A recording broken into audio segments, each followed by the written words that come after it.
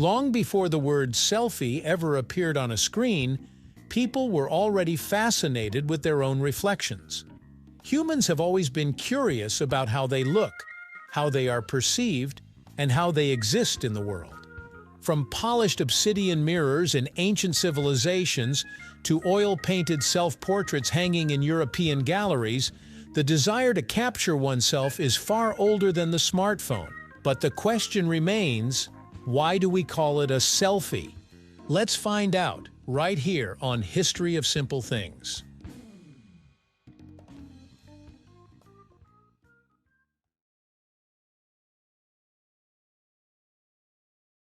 To understand the name, we need to jump to the early 2000s, not to Silicon Valley but to Australia. In 2002, on the ABC Online Forum, an Australian user shared a blurry photo of his injured lip and wrote, "Sorry about the focus, it was a selfie." That small offhand comment would eventually name a global phenomenon. The word selfie was born not in a corporate branding meeting, but in a casual internet post. The term itself reflects a distinctive feature of Australian English. Australians often add the suffix "I" or "y" to words to make them more informal and friendly. Barbecue becomes Barbie, afternoon becomes Arvo, and postman might become Posty. Adding "I" softens the tone, making the word feel approachable and playful. When the forum user typed selfie, he was simply using a common linguistic habit, and the name stuck because it felt natural and modern.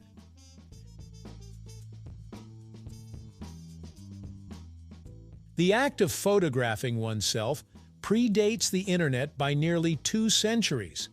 In 1839, photography pioneer Robert Cornelius created one of the first self-portraits, capturing his own image and marking it as a historic first-light picture.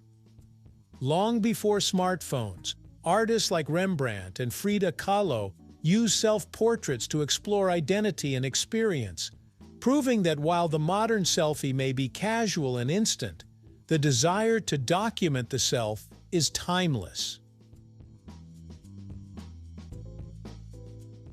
What changed everything wasn't the desire, but the technology.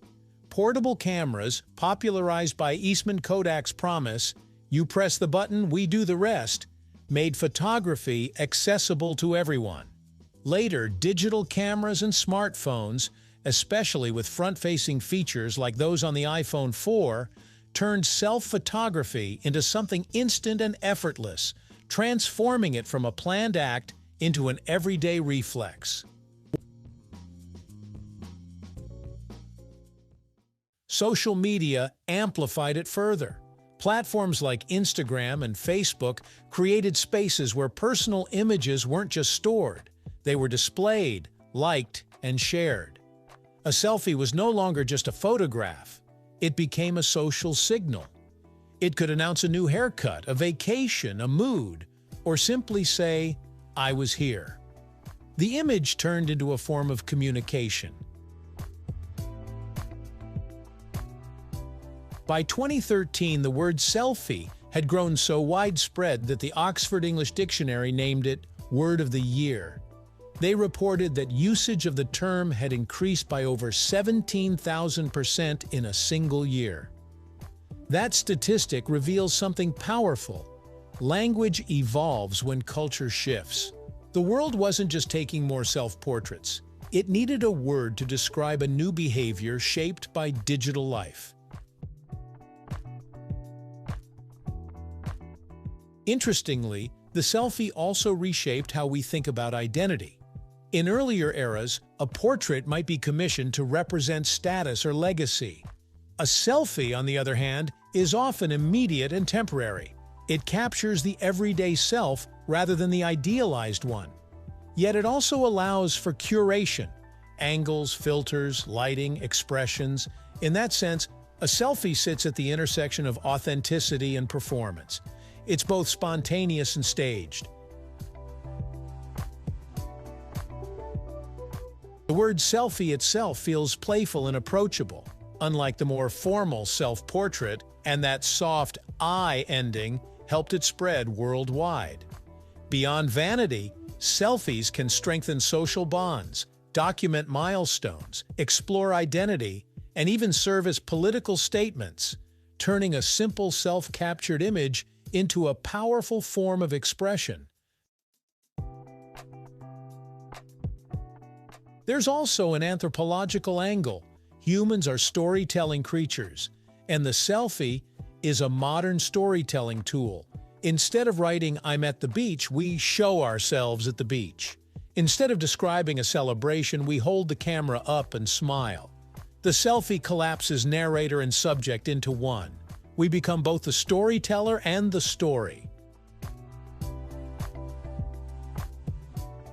Even world leaders and celebrities have participated in the phenomenon, further embedding the term into public consciousness. When high-profile figures take selfies at major events, the image often spreads faster than official photographs. The act signals relatability in an age that values direct connection. Yet perhaps the most fascinating part of the word selfie is how accidental its origin was. It wasn't coined by a linguist, an advertiser, or a tech executive. It started with a single user's post, showing how language evolves in the digital age. Selfie follows a tech-driven pattern, shortening self-photograph like blog from weblog or podcast from iPod plus broadcast. Its brevity mirrors the quick, instant nature of the act it describes. So why is it called selfie? Because language adapts to culture, and culture adapts to technology. A casual Australian slang term captured a global shift in how we document our lives. The word feels small and playful, but behind it lies centuries of artistic tradition, decades of technological innovation, and a timeless human desire to be seen. And today, it's a part of everyday life for millions around the world.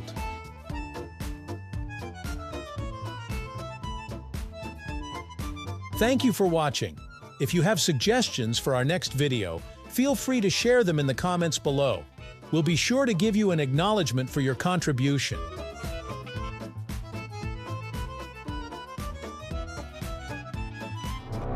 Thank you for joining us on this journey through the history of simple things. Don't forget to like, subscribe, and stay tuned for more stories woven through the smallest details.